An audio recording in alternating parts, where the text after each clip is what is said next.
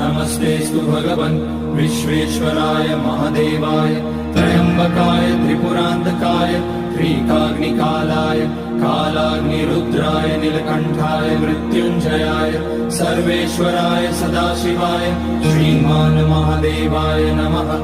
ॐ नमः शम्भवाय च मयोभवाय च नमः शङ्कराय च मयस्कराय च नमः शिवाय च शिवतराय च।